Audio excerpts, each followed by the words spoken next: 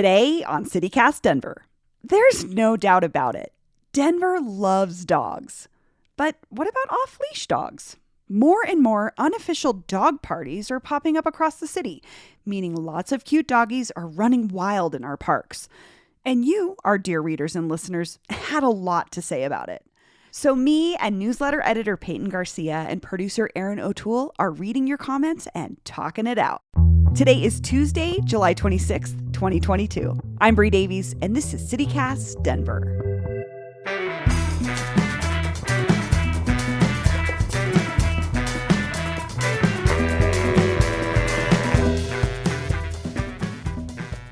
Peyton Garcia and Aaron O'Toole, welcome to the show. Thanks, Bree.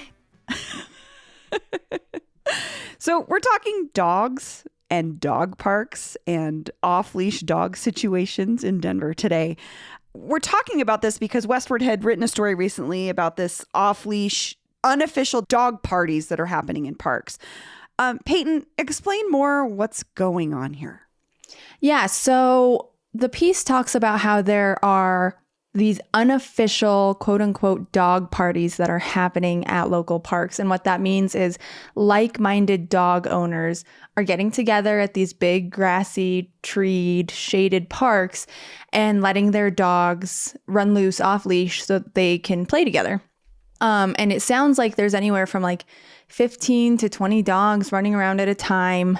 And the problem is the city is now cracking down on that because that's technically not legal. The city has leash laws, and you can only have your dog off leash in sanctioned off leash parks that are created by the city. And there's a handful of them dotted around Denver. But the reason people aren't going to them is because people are saying they're few and far between, that they're not that great, that they're just these like fenced-in gravel areas, and that they would rather go to these parks that are, that have grass and trees and let their dogs run around with other animals. So anyways, the park rangers are cracking down on that, and they're hanging around these parks and dispersing these off-leash dog parties. And they give a number of reasons for why this shouldn't be allowed and why these leash laws are in place. And we can kind of dig into that, but a lot of it has to do with maintenance of the park, picking up after your dog, and not everyone likes dogs. And so I think the city's biggest argument is that city parks should be accessible for everybody.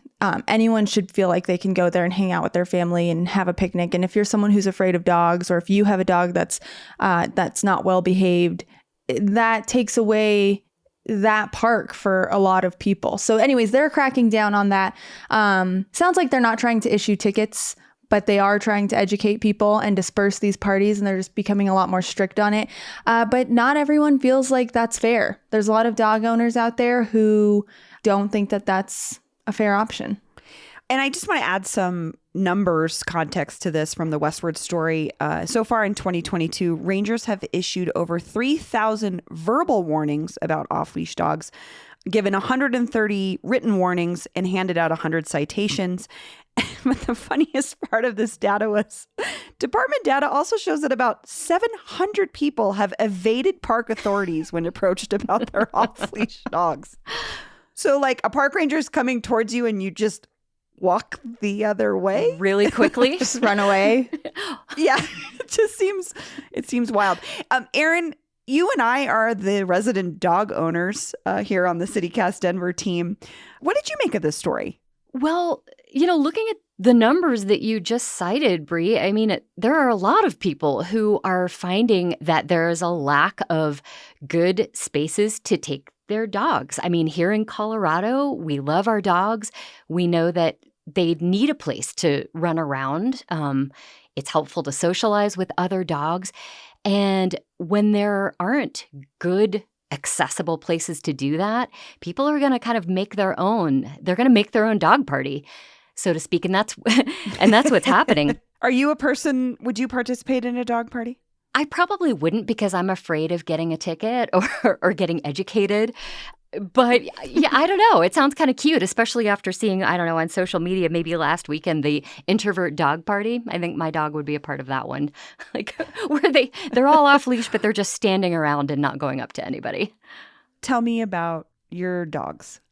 My dogs are very people friendly, but they're not necessarily that friendly to other dogs. I've got Hannah, who is a Maltese poodle mix. And I've got Clancy, who's part Chihuahua and part Dachshund. He might be a Chiweenie. We're not really sure. So you're in the little dog person category. Yeah, exactly. But the funny thing is Hannah, the poodle mix, I've taken her to dog parks where they have a small dog section separated by fences from the big dog section for safety reasons. She hates it over there. Absolutely hates it. She will not stay. She'll go to the fence and put her nose through because she wants to play with the big dogs. And I was gonna say, my dog Boomhauer, who's a Papillon Dachshund mix, is similar in that he's kind of a little to medium sized dog, but he just wants to play with the big dogs. He would have no interest in a small dog party. For me, I see both sides of this situation. I didn't become a dog owner until about 7 years ago. I got my first dog in my mid-30s, and there aren't a lot of options for places to let your dogs really run and roam, especially if you live in Denver and you don't have a yard. Maybe you live in an apartment or a condo, or you know what I mean? I see where people are coming from, and we kind of were talking about this before we started recording, but another issue that folks have is there may be dog parks, but they're not close. And Erin, I know you were talking about this. What do? You can't get on the bus with your dog and go to the dog park that's not in your neighborhood. So if there isn't one that's close, I can see why folks are just sort of making their DIYing their own dog park. Another issue is the current dog parks are kind of inadequate, not only in the locations that they're in, but maybe they're kind of just gross. They're just like gravel pits. Have you been to any of those, Erin? I have. And, I spent some time thinking this morning about what makes a great dog park and then what makes a dog park adequate. One of the really important things is having some shade. And so many of the parks that I have been to don't have any shade. And I think, especially when we have summers like we're having right now, you need shade for humans and for the dogs. Yeah. So it's like they're not appealing even, as a human being who's going to take your dog to that dog park. I have to say, something that I do sometimes, I don't take my dog to an off-leash dog party, but we walk our dogs with our friends who have a bigger dog. And sometimes we'll take them to a remote area of the park where nobody else is, let them off leash for a minute to run around and play with each other, and then put them back on leash. I know that that's illegal. I know it's not great, but there's not a dog park in our park. So that's kind of what we do.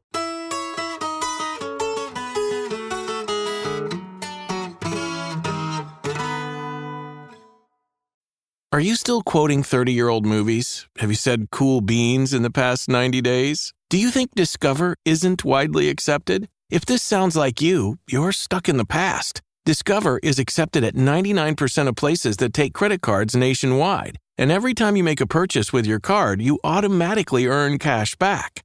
Welcome to the now. It pays to Discover. Learn more at discover.com/credit card.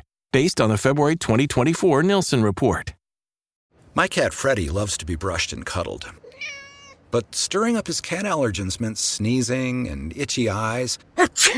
Then I found Purina One Live Clear. It's cat food that reduced the major allergen and my suffering in as little as 21 days. Now, we feel closer than ever. If you have issues with cat allergens, you really need to try Purina One Live Clear. Try new Purina One Live Clear today. Purina One, a difference from day one. Hey, you shared the Westward story in the newsletter this week, and you got a ton of responses from folks. People feel very strongly about dogs in the city. Can you share some thoughts from readers who were super against this idea of off-leash dogs? Yeah, I can. So reader Hannah W. wrote in and she said, listen, I love dogs as much as the next person, but the thing that we're forgetting is that these are sometimes massive apex predators we're coexisting with. I want to be able to trust that folks can train their dogs, but I know too many people who keep heelers and huskies in apartments to trust easily. I think the answer is more sanctioned off-leash areas. There's clearly a demand and any good dog owner wants to give their dog space to play. That said, if you can't give a dog what it needs with resources you have, you shouldn't own a dog. They're living creatures, not toys. I feel like that's loaded with a lot of stuff. And I would just say that I think a big thing that I'm seeing from people who are writing in and who are they're anti this off leash dog parties is you maybe your dog is trained really well and but you don't know other people and how they train their dogs. And I think that that's a really common thread is people are saying, I know my dog, but I don't know yours. And that puts a lot of stress on me and my dog and the experience that we're having. Yeah, Erin, you were kind of saying you have an introverted dog. So how do you feel about that? Like sometimes it's the personality of the dog or the dog owner's training of the dog itself. Yeah. I have to say, as the owner of 2 smaller dogs, my heart leaps into my throat when I am at a dog park and I see a big dog come running toward one of my dogs. I'm like, oh my gosh, is this going to go well? Is my little dog going to piss off one of the big dogs and get attacked? I mean, you just don't know. And I suppose that is true for either a sanctioned dog park or one of these off-leash dog parties. You just can't tell. And, you can be have the best trained dog in the world, but I suppose it could just act in a unique way every time. Yeah, something can trigger a dog that we don't see or we don't experience as humans. And I think about my poor old dog, rest in peace, Frank. He was a Papillon and he was so terrible. He was so mean to everyone. But when we walked him, he was always on a leash. But sometimes folks would have their dogs off leash and big dogs would come at him and they'd be like, my dog's friendly. And I'm like, my dog's going to try to bite your dog's face. Like, your dog might be friendly. My dog is 8 pounds and wants to rip everyone's head off. So that's where I get a little bit stressful. And that's where, I don't know. I mean, with what this reader Hannah shared with us is if you can't give the dogs what it needs with the resources, you shouldn't own a dog. I'm on the fence about that because I agree, of course, but also I know a lot of loving dog owners that can't afford to live in anything but an apartment. Yeah. So we should be able to give them options to have places for their dogs to. I mean, I'm also just thinking about this side conversation we're having about how much water lawns take up. And maybe people don't have lawns where their dogs can run around, so they need the park. Yeah. Reader Liz K, she wrote in and she did say that she's personally uncomfortable with off-leash dogs because, again, it's like we said, she doesn't feel like she can trust other dog owners and she doesn't know those dogs. But she also wrote, I suspect the parks enforcement will fall in line with most other law enforcement efforts and disproportionately affect people of color and lower income brackets. So I doubt it will be helpful and could actively hurt the community. Maybe a free or low-cost dog training program would be a better option. And we heard a lot of that too. I mean, just that a lot of people wrote in and they're like, yeah, I agree with this side or that side, but I don't know what the solution is. Because, I think accessibility is a really big thing, especially if you're going to have a dog in the city. I like what Liz said here, too, about concerns over who gets policed, right? And I don't love that. I also don't love that this is what park rangers need to be doing. Like, is this really what they need to be spending their time doing? No. I mean, I'd prefer them to be able to be out and I don't know, whatever else park rangers do. Absolutely. But not policing people. You know what I mean? Yeah. Making sure people are having fun. And I want to say I read somewhere where, some dog parks have closed temporarily because of the large amounts of dog poop that have accumulated. Clean up after your own dogs. This is why we can't have nice things. And definitely park rangers should not be cleaning up after other people's dogs. No one should be cleaning up after your dog but you. That's like my soapbox. It's so frustrating to me when you're just like walking along a path and there's just like a big pile of poop. And I remember, Erin, in 2017, the Rail Yard Dog Park here in Denver was closed down twice because there was so much poop that it was a biohazard situation. So let's be responsible dog owners, maybe, and take care of our stuff. But Pei, you also heard from folks who are very pro this idea of the dog party and are super okay with the off-leash situation. What did readers share with you? Yeah, so Lucas D, wrote in and said, I have 3 dog parks somewhat near me in East Denver, all I have to drive to. Alternatively, I have 3 parks and a fenced-in school I can walk my dog to. Those dog parks have 0 trees, so they're not an option for me in the summer unless it's really early or late to avoid my dog getting too hot, whereas the park offers shade. What I'm getting at here is if the city does not want people to use parks as dog parks, they should invest in more dog parks that are actually usable on hot days. And we saw a lot of this. Everyone says if the city doesn't want me taking my unleashed dog to city parks, then they should be in charge of investing more in better dog parks that are more accessible. I mean, I think that Lucas is sharing what Erin's been talking about. Accessibility. Yeah. Accessibility to parks designed for dogs as well as people. And it's just something that maybe we need to acclimate to better as a city. I think as population grows in the city, of course, dog ownership's going to grow along with that. I think that we've seen that probably across the country. And offering more options, the shade conversation is so crucial to like anyone enjoying a park. Of course, that's for your dog as well. Absolutely. It, seems like an opportunity for kind of civic engagement. Is it fair to ask people, though, to do all of this work to get a decent dog park in their neighborhood that they can walk to? Yeah, I mean, reader David P. wrote in and he said, all in all, I don't disagree with the viewpoints, but it seems harsh that a group that clearly cares enough about their pups to set up these play dates doesn't get another avenue to do this. All they get is, no, go to the dog park. If the dog park was good, they wouldn't be doing what they're doing in the first place, which I think is a good point. In the Westward piece, they say that the rangers are walking around and they're just educating people on why leash laws are important. And I do think that leash laws are important, but we need more of an answer than just no, don't do that here. We need an option. People need, they no is not a solution. Yeah. But in the meantime, like, Erin, you're saying civic engagement. I think that means reaching out to your council person saying, hey, this is something that's important to me and I'm not seeing it in my community.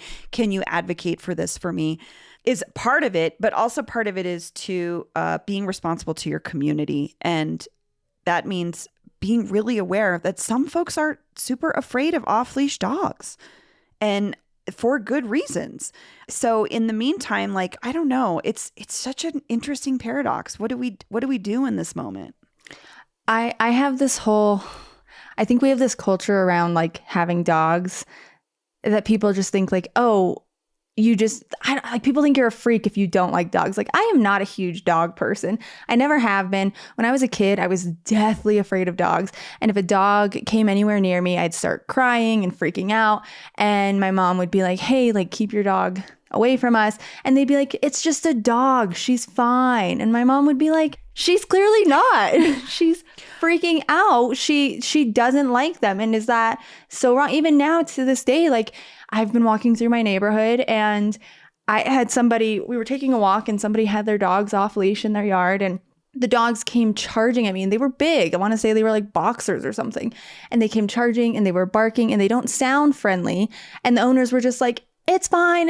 They're friendly. And I'm like, okay, well, I'm about to kick your dog in the face because I'm I don't know your dog. What if right now he's having an off day and he attacks me? Like, either way, I shouldn't have to be like afraid that your dog is going to pummel me, And even then, like, maybe I just don't like dogs. When I don't want to pet someone's dog, they like get super offended. They're like, seriously, you're not going to pet my dog? And I'm like, I just don't really like dogs, okay? Like, I had a friend growing up who was mauled by a dog in her front yard, a loose dog, and it altered her face and she got a settlement from it, but it changed her whole life. It's like, people have to think about that. Like, your relationship with your dog does not determine how your dog's going to interact with other people. And I really don't like that. Hey, I don't like when people assume that you should be a dog person because everybody's experience is different. They're like, don't worry about it. Yeah, it's like, but I am worried about it. And there needs to be like some mutual respect in the meantime as we try to figure out, this is the growing pains of a growing city. How do we accommodate more dogs for folks and dog parks that are not only desirable, but accessible to more people? It's a really good question. Because we still need to be respectful and mindful of people who don't share our love for dogs. Yeah. And to recognize that, the parks are for people I found some interesting solutions from our readers. Basically, the idea of maybe either fencing off a space in some of the larger parks or, after hours or before hours, I guess, opening it up to off-leash dogs. What do you guys think about that? I love that idea. Yeah. Make a it's kind of like the lap swim at the pool, right? Like setting aside a designated time for dog owners to come to the park, play with their dogs off leash. It's posted as a sign somewhere from 6 a.m. to 9 a.m., Monday through Friday. This area of the park is an off-leash dog park. And then after those hours, people have to leash their dogs up. I think that's a wonderful solution. I love that. I also love the idea of just taking there's also I think there's parks where there's sort of like unused areas or areas where it's not really fit for anything else. So just make that the designated dog park and, fence it off or something. Yeah, I especially like the after hours thing. I want to say that there was a dog park in Baker that did that. My girlfriend used to live there, and I want to say I remember it was later in the evening, but there was signage and it was like, hey, after a certain point in time, owners are allowed to have their dogs here unleashed. And I don't know, that seems fair enough, right? So there's some solutions in the meantime to just, instead of just building brand new parks, which also I'm an advocate for. I mean, we can always use more parks in the city. Absolutely. Erin and Peyton, thanks for joining me for this conversation. It was a great discussion. Thanks. Yeah. And thanks to our readers and listeners who shared their thoughtful ideas on how we could deal with the dog park situation right now. If this conversation spurred something in you want to share something with us, maybe something we missed about the off-leash dog conversation, you can call and leave us a message with your name, neighborhood, and a comment at 720-500-5418. Or you could email us at denver@citycast.fm. Or you could just tweet us some photos of your adorable dogs. We're at CityCastDenver. And Erin and I will share our dog pictures there as well. I'll share a picture of Boomhauer and Hannah and Clancy. and Hannah and Clancy.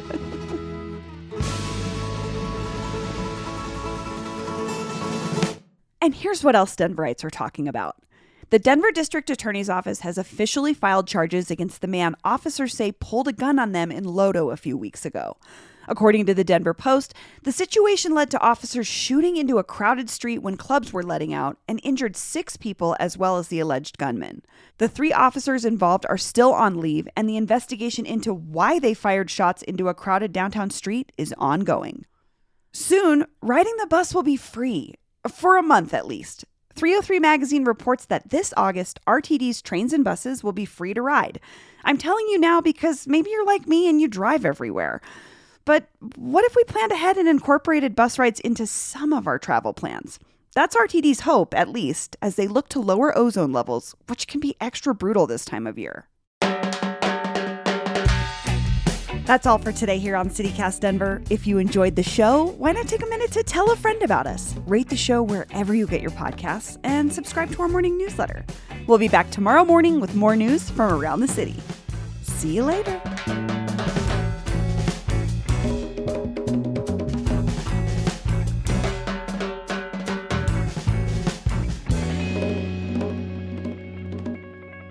Got a blueberry seed. No, a raspberry seed stuck in my throat. No. She was taken out by a raspberry seed.